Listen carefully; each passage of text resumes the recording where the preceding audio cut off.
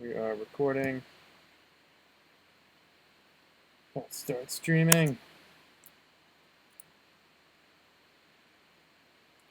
Connecting the old book of face. And we about to go live. Yep. Give this a name.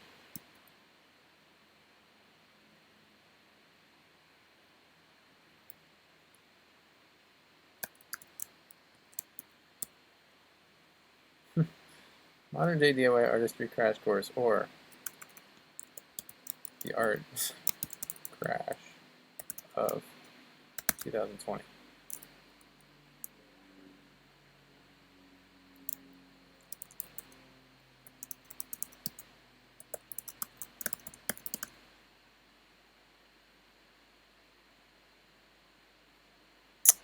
Yeah. Let's go live, shall we?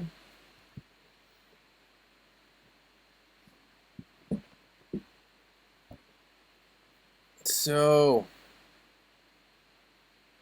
live streaming once again for you wonderful people on the Book of Face and repost it to YouTube. This is going to be like super informal discussion. I've been doing lots of sort of tutorial kind of things and like kind of quick tips and tricks on topics that I don't usually get to talk about when I do, workshops and stuff. I think this will probably be the last organized live stream I do where I'm not playing music. I think we're going to go back to playing music next week. On Thursday, I'm going to live stream the hands-on workshop I'm doing with some people remotely. We're going to be building light theremin CDs. I think we should have a light theremin CD to hold up. Shouldn't I when I talk about it?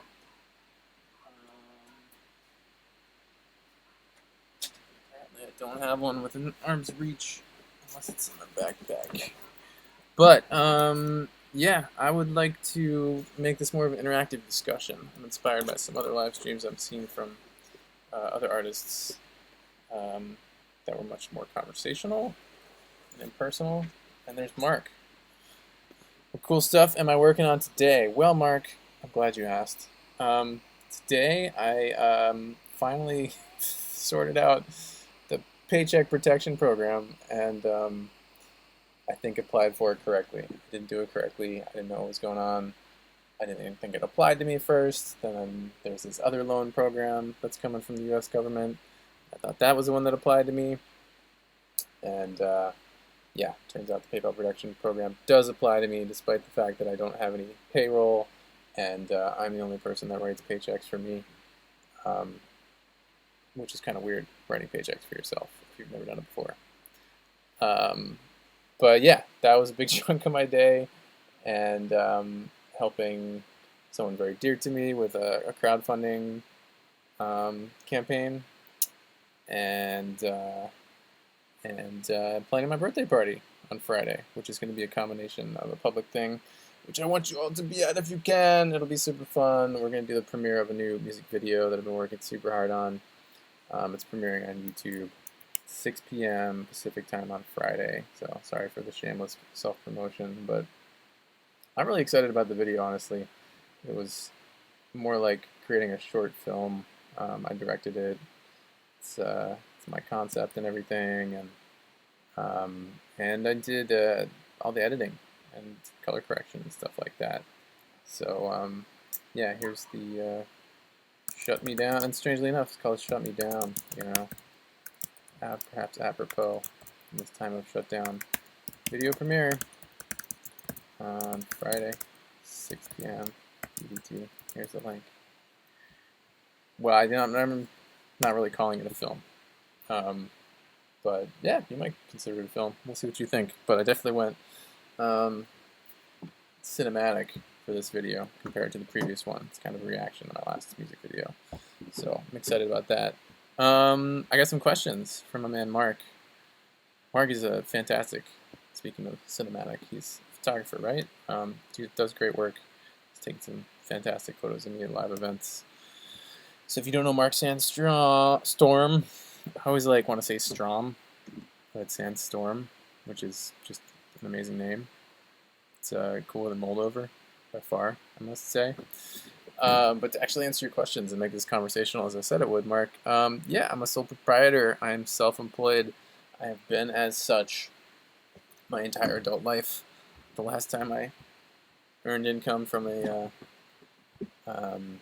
W-9 situation would be, I think, the year 2000, when I had a summer job at a government facility doing Y2K assurance, the National Institute of Health near Washington, D.C. Those were good times.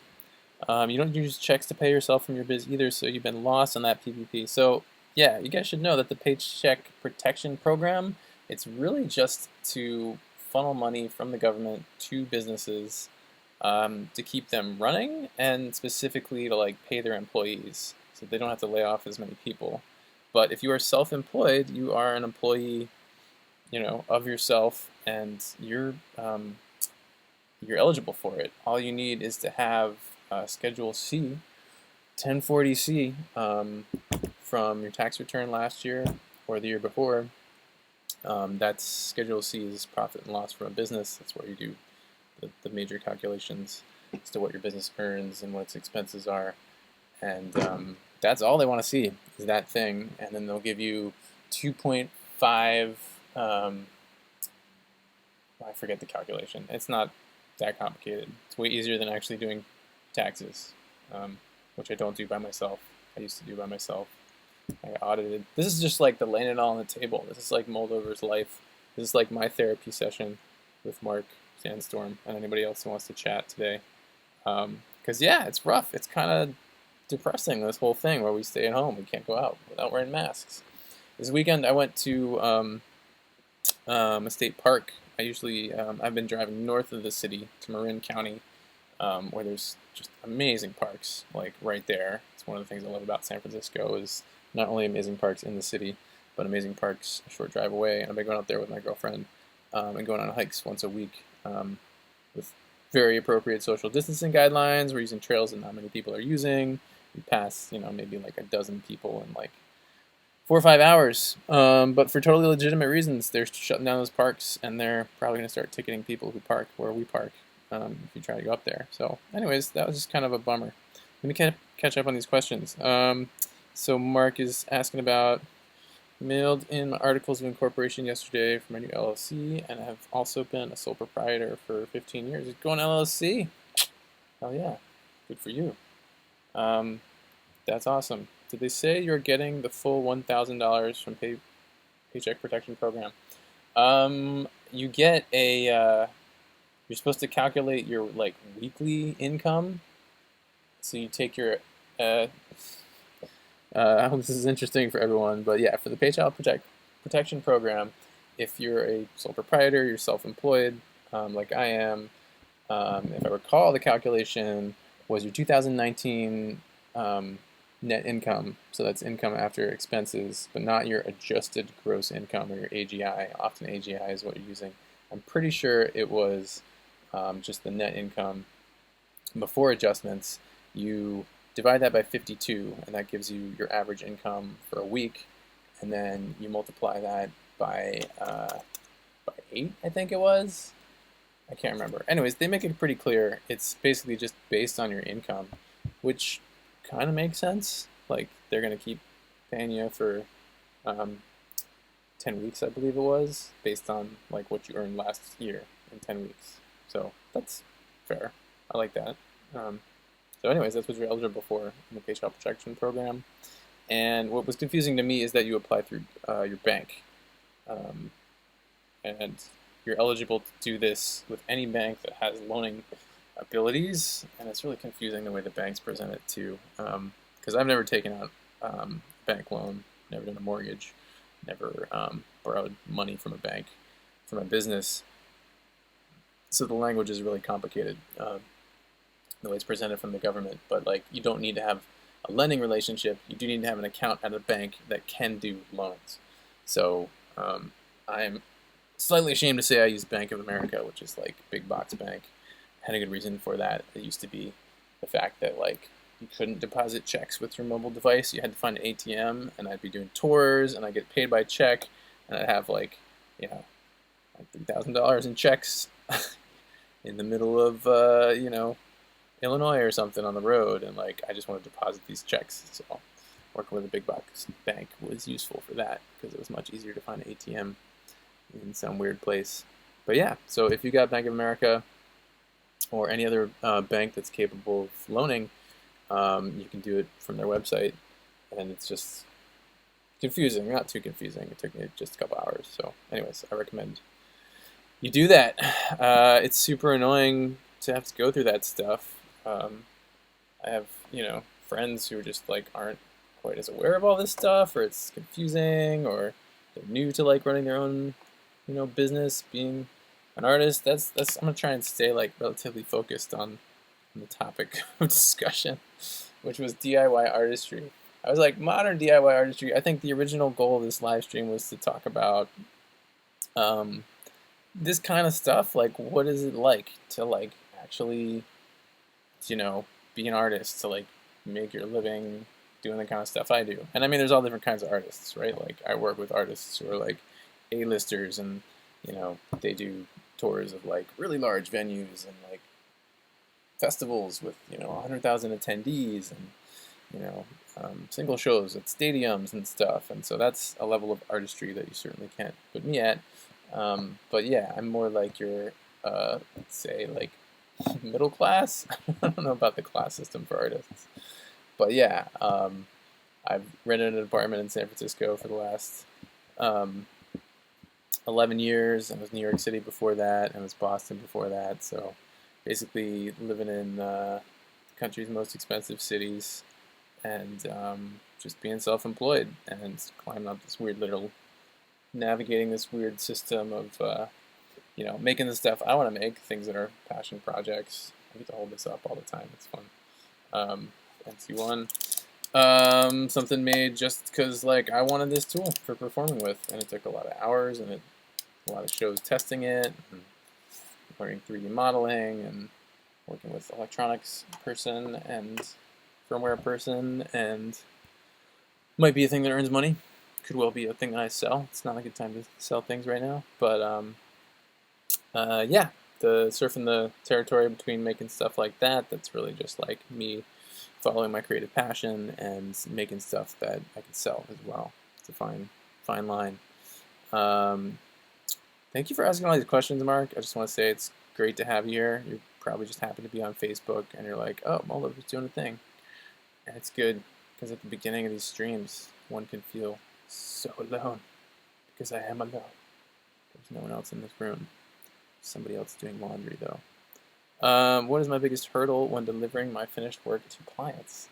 I don't know. Like the client work I do, I guess it's usually what I've been doing a lot recently is making hardware, like making stuff not too unlike this for other artists, or people putting together some kind of crazy art installation or something. And so I'm building a gadget that's supposed to work for somebody else, and so I'd say the biggest hurdle is like sending it off with confidence that like it's going to do all the things that they need to do, and if and when they need to like modify it, adjust it, open it up and change a thing, that I can talk them through it. So there's this weird balance. It's like finishing any creative thing, I think, is like getting to a point where like you're like, yeah, this is good, this is great, but not going past that to the point of diminishing returns where you're trying to like make it so good that you're sort of fixing problems that don't exist. It's not helpful. So I don't know. What is your biggest hurdle when delivering your finished work to clients, Mike? I want to know.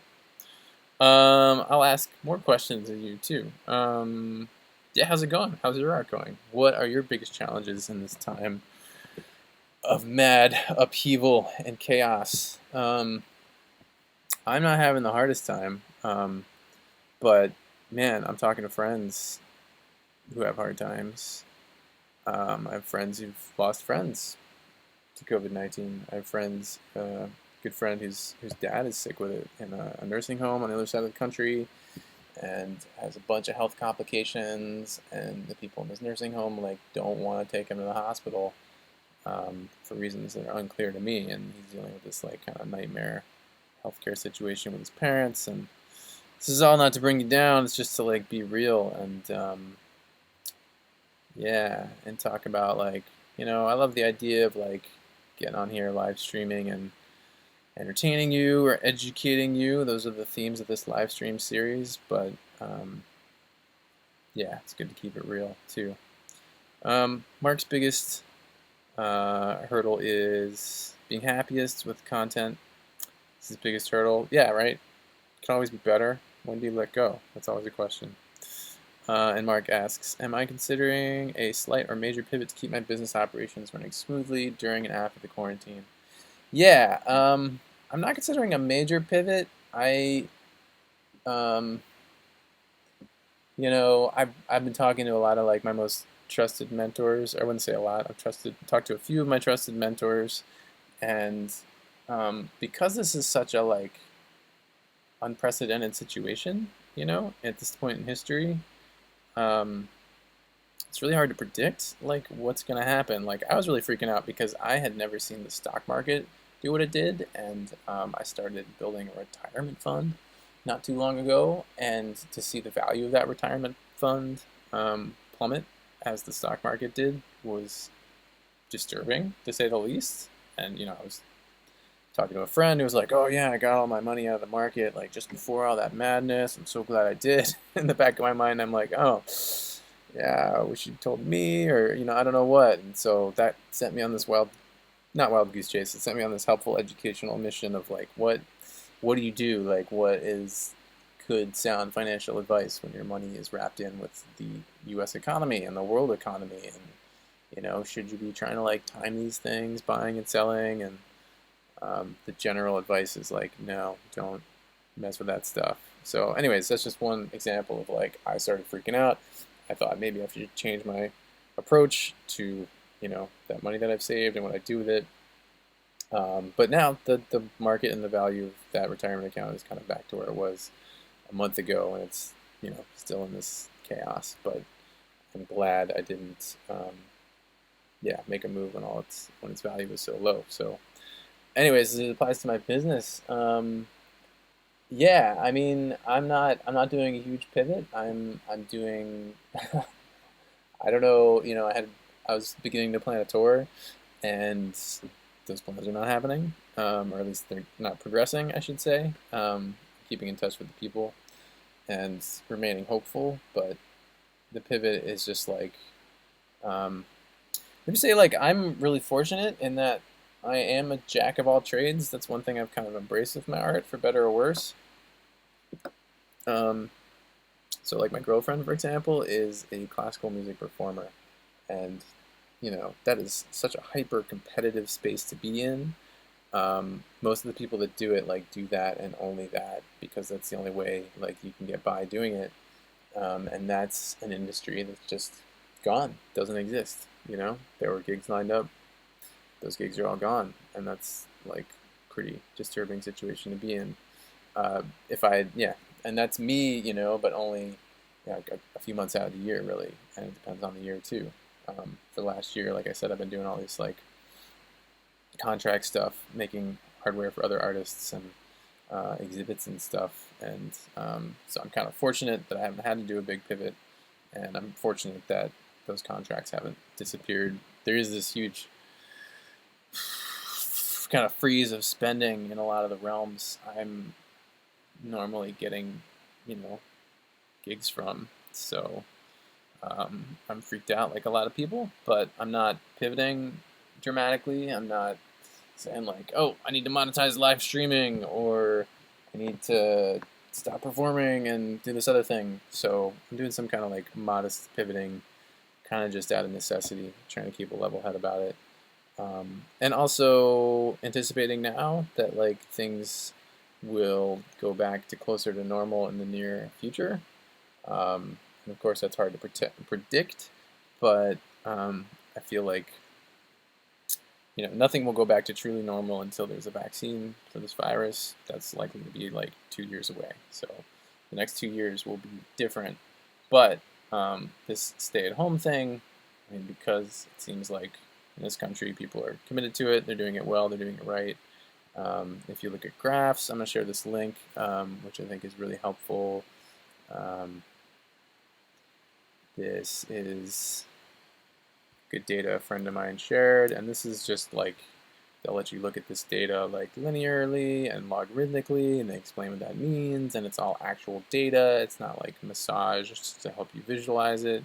So this is a really good link if you just want to like see what is actually happening with the pandemic, like how many people have been confirmed in these different countries or these different states, how many people have died in these different countries, these different states in the United States, and it's encouraging to see, the curve leveling off. And to me, that means that the steps we're taking are working, and I predict that, in a few weeks, we're going to go back to something where we're no longer told to stay at home, but we're told to like only go out to do like, business stuff, for example. But, so I don't know if venues will be opening. I don't know if bars and restaurants will be opening again.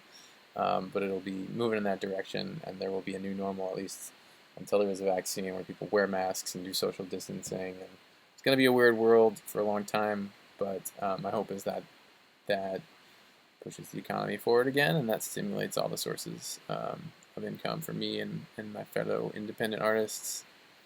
Mark asked another question. I'm going to ask you some questions too, I'm trying to get into this. I think this is just a Mark Sandstorm interview today. But I'm enjoying it. Thanks for being here, Mark. How much experience do I have creating controllers and devices that control audio and video in one unit? Well, I mean, all the controllers I make are often very like complex from a human interface standpoint. I've got a window so I can see what I'm showing you. Like this was about designing a device kind of with the ergonomics of a camcorder, such that you can manipulate all these controls, while holding the device in the spirit of performance microphone. But in the brain of it is actually pretty tricky. It's got, gyroscope, accelerometer, some LED feedback, and some other cool stuff. That's one of the more advanced controllers I've made, but they're all just MIDI controllers. So all the cool gadgets I make, from Robocaster guitar, the Mojo, to somebody contacted me yesterday about the Glasses Arcadia keyboard. See if I can post a link to something from Glasses. He's an artist in Portland. He's played with Todd Rundgren in Utopia recently. But he has developed an outrageously awesome technique where he can play finger drums and bass lines with his left hand at the same time. Oh wait, that's not a good video to share. Tiny Desk. I don't know if this is a good one, but at least this has the controller in it. So he was using like a controller that's like a little mini keyboard with some drum pads on it, and he reached the limitations of what it could do, and so he commissioned me to build basically like an arcade button extension to one of those keyboards. Or I kind of hacked one of those keyboards to have arcade buttons instead of tiny pads, and really careful about the arcade button selection and engineering it so they could be really as close to the keyboard as possible. Anyways, so all these things are just MIDI controllers, and they can control video and audio simultaneously. More and more artists are doing that kind of thing. So yeah, that's the great thing about MIDI. It's like super backwards compatible and works with your video and your audio and even lights. I was doing a lighting control system as recently as January for one of my own projects. Live streaming controller would be a good project. Yeah. Yeah, that'd be cool. Like a little mixer to work with my software thing. I'm doing like a simple broadcast today, but I'm excited. I made a super long USB cable. You have to be careful about making USB cables. I won't get into the technical details. It's so fun to get technical with you guys. Yeah, I now have like a 20-foot. This is what my action camera requires. USB mini, not micro. So now I can take my action cam long distances and give you a tour of the studio, and might even take you back into the workshop back there. I guess we're gonna probably certainly do the workshop, go into the workshop for Thursday's workshop, where I'll be teaching a bunch of people how to solder with my like theremin kits. But anyways, I'm on a tangent. Why am I talking about all this stuff? Oh yeah, live streaming controller. That would be cool. MIDI fighter extension. Yeah, exactly. It was kind of like MIDI fighter, or Mojo. I'm a little sad that the Mojo is not as popular as MIDI fighters, but I know why. $3,000 versus $300, $2,000. Am I stoked about MIDI 2.0? I don't know if I'm stoked. I don't even know if it's like really here yet. I don't think there are any MIDI 2.0 devices except for like the Boombox. But I'm glad MIDI is finally evolving. It's like a little bit late. I think that's what kills the excitement, is like MIDI 2.0 should have been here like 10 years ago. And my friends who are dealing more closely with the MIDI Manufacturers Association have explanations for why that is. There's a lot of politics when you're trying to create a protocol. It's like industry wide, especially in like the music industry, which is, kind of a weird beast. Probably different than, say the video production industry. But yeah, it's finally here, and I'm glad it's a MIDI thing. Shout out to other protocols like HID, and I guess most specifically OSC, Open Sound Control. That's a protocol. Adrian Fried designed that. He's an amazing guy. That's a great protocol. That one was made more with this, like, we might have thousands of computers on the same network, thousands of devices on the same network. It's more like a networking protocol for sound, but it's also kind of like less defined, so it's sort of harder for musicians, I think, to pick up and use and all that stuff. So I don't know. Long story short, like, I haven't really delved into MIDI 2.0 yet, but it seems like the right direction to go. It's going to make life better for making more expressive hardware instruments and creating better connectivity towards between the musical devices we used. It's a good thing. Mark asks, am I doing any paid marketing lately, or do I just work off word of mouth generally? Oh yeah, like, so do I pay to like market stuff? No, my marketing game is a little weak recently. To be honest, it was kind of like at a high point when I did a Kickstarter. Oh my gosh, that was a long time ago now. And then when I launched my last big solo album, which was 2016, also feeling like a long time ago. So I haven't been cranking on the promotional engine. But I do pay for email marketing. So I use a service called SendGrid. It's less expensive if you have a list of my size than something like MailChimp. It's still expensive. I feel like it's just too expensive to use email marketing, but I think I get it. But yeah, it's just word of mouth for me for the most part, and it works pretty well. Again, I'm not playing stadiums, but getting by pretty well, and yeah, trying to leverage the social medias. And it's unfortunate because I am very much like an in-person, like, kind of an event-inspired artist, and to have that kind of crippled right now is difficult. But we all make it work. What are my influences these days for future designs and systems, hardware, software? Asks Pete Bibby. My influences for future designs. I guess I'm gonna like point to like maybe a maker or a company that's making really cool stuff. And what's coming to mind is nobody. I don't know, the modular community. Like, I'm not into modular synthesizers and Eurorack, but that's where most of the innovative, cool, creative stuff. No, it might be it's software and app development. Like, check out Tim Exile's Endless app. That's endless with 3 S's and less. He's made multiplayer remote jamming on your mobile device. Pretty awesome. I didn't know, but it's coming to desktop too. I think he's pushing it forward. What's up, Weissfire? Good to see you here. I am doing relatively well. This has kind of become like a Moldover therapy session. So I hope the wrong people aren't watching. Might be embarrassed, but that's okay. I get embarrassed all the time. I like doing embarrassing things. Keeps me on my toes. Live performance can often be embarrassing. How often do I get struck by a musical idea away from the studio that I forgot along the way? Almost never, because like these days I just record my mobile, use my mobile device to record musical ideas when and where they happen. And sometimes they're undiscernible. I listen back and that's like,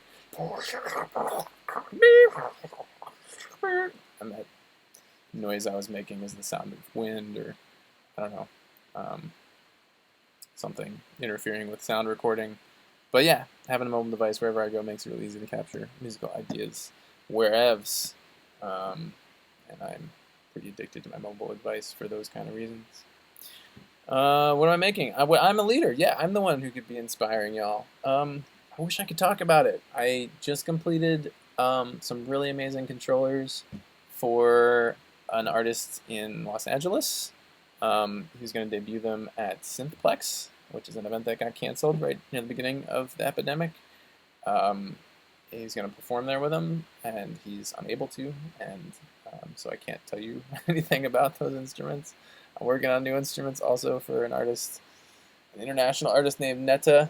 That's just in like the sketching phases, so maybe I shouldn't be talking about it, but she's super cool. She's very very hip with social medias and producing some awesome work. I'm inspired by what she's doing, so drawing up some designs for a possible instrument collaboration with her, and just some other big contract stuff that I can't talk about because of non-disclosure agreements.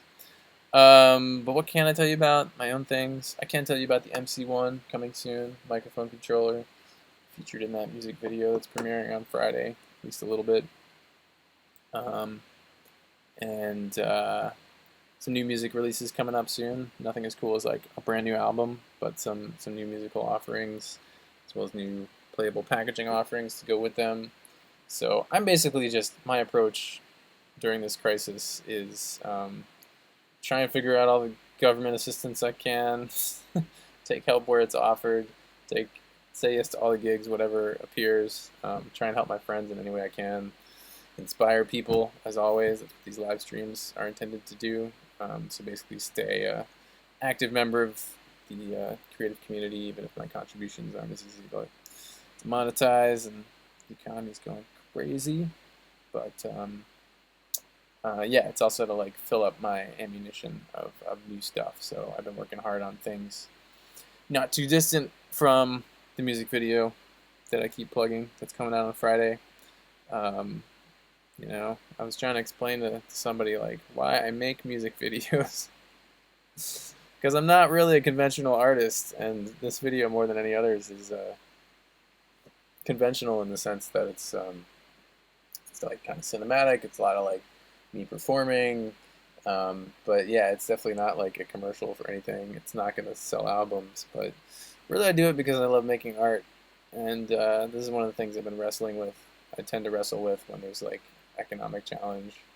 The most comparable time in my life would be 2008, which is when I like moved to San Francisco, had some major family tragedy, had some personal tragedy, and the housing crisis happened, and I didn't think it would affect me, but it was like all gigs gone. You know, just the random word of mouth, friends who know what I do telling other friends about it, kind of stuff disappeared, and that's kind of what's going on now. So I'm just, you know, just hustling like we do, making things work wherever possible. Do I ever dabble with software like Max for Live? Oh yeah, you should watch the live stream from last Thursday, Pete. You can see all my live streams on my YouTube channel. I've been pretty disciplined about posting them there, so that's youtube.com/Moldover, and I'm finally getting around to like updating that page, organizing it, so there's a playlist right there with all the live streams I've done. And the last one that was about making and hacking tools of creation is about all the different softwares I use, including Max for Live and Arduino and lots of other fun stuff. What are my favorite DIY spaces for learning and collaborating in the Bay Area and online? Mark, you're great, man. We should just do interviews. If you want me to interview you on your live stream, like I'm there for you. Um, Learning and collaborating in the Bay Area. There's there's like Noisebridge Hackerspace. There's Guerrilla Foundation for the Arts. I haven't done much collaboration with them, but they do some pretty awesome stuff. I guess they're not so DIY. Um, Trying to think what else. There's great kind of like community live workspaces. Like Monument is one where I shot a previous music video and did like album release party. There's a bunch of really creative folks there. So yeah, there's lots of places in the Bay Area for DIY learning and collaboration. And as far as online, I was just reminded recently of what a great resource SparkFun is. People that are going to do soldering with me on Thursday were like, oh, Amazon delivery times are crazy. Like I won't get my tools until after 2 weeks after your workshop. And sure enough, like things used to be able to get on Amazon, for certain in a week, and in 2 days with your Prime or whatever, like are now taking a long time. And I think we all know why. But so I started pointing people back to SparkFun, which is a really cool kind of makery website in the vein of stuff like Adafruit. So if you're interested in stuff like soldering or making, I would check out SparkFun. They're super cool. Yeah, cool, Mark. So we'll do interview stuff. It's gonna paste one more link and plug music video again. Yeah, I don't know what that's going to lead to. I've never done a premiere party. Have you ever done a YouTube watch premiere party? It seems kind of weird. It seems like they're just trying to get, they're doing whatever they can to get more eyes on their platform. YouTube doesn't really need it, but yeah, live events on the internet, it's such a weird concept, Like, I'm going to throw this up on YouTube, and then the liveness will be gone, but it will be preserved. And it will have been a live thing in the past that anyone can access anywhere. Will I let it survive like that? Probably. Well, I think I'm going to wrap this up because it feels a little bit self-involved. I do like to leave you with some inspiration. I want to thank you for hanging out with me during this live stream. This feels therapeutic for me, a little bit cathartic. It's been good to talk about government programs and what it's like to be self-employed, and miscellaneous questions from lovely friends and family, friends and fans. I don't think my family's in here, are they? Sometimes they are. Fastberg wants to be inspired. Well, Fastberg, you should come to the party on Friday. That's where I'll be throwing down inspiration, and we'll be bringing back music performance into your world in the near future. I'm not sure it's the right time. Who knows what it's the right time for? Times are so chaotic now. Yeah, thank you, Weisfire. Is it alright if I call you Weisfire? It's because I don't know how to pronounce your name. My Dutch pronunciation is just horrible. Pete's talking about the rough times. I'm a genius and a leader, but stay strong. Peace and love, man. Thank you, Pete. Much appreciated. It's really wonderful to hear. I'll say this too, support your artist peeps out there. It's a really difficult occupation for any number of reasons, and I'm not here to deliver a sob story, but for being in touch with other artists, from running a support group for artists, which I've been doing for the last couple of years, and I could talk about maybe some other time. I just know how hard it is, and sometimes I take it for granted, sometimes it's right in my face. But artists need your support, and that could be support of all kinds. And honestly, it is saying things like, thank you, what you do is awesome, it inspires me. It could be finding their crowdfunding platform and getting more directly involved in that way, or it could be developing a personal connection with them, somehow helping them on a deeper level, which a lot of you can do if you don't know. So yeah, cool. Thanks for hanging out. Continue to call you it's Vicefire. Vicefire. I'm not gonna say anything more. I'm only gonna smile and thank you again for being here. And plug my video premiere. It's my birthday on Friday, and so I'll be celebrating with that video premiere and also a cool like behind the scenes. I'll be busting open Final Cut Pro and talking about what it's like for me to be video editor and colorist. Speaking of DIY artistry, so yeah, hope to share some good times with you on Friday. And yeah, thanks again for being here. I'll be in the chat for a few more minutes if you have other questions. Thanks again.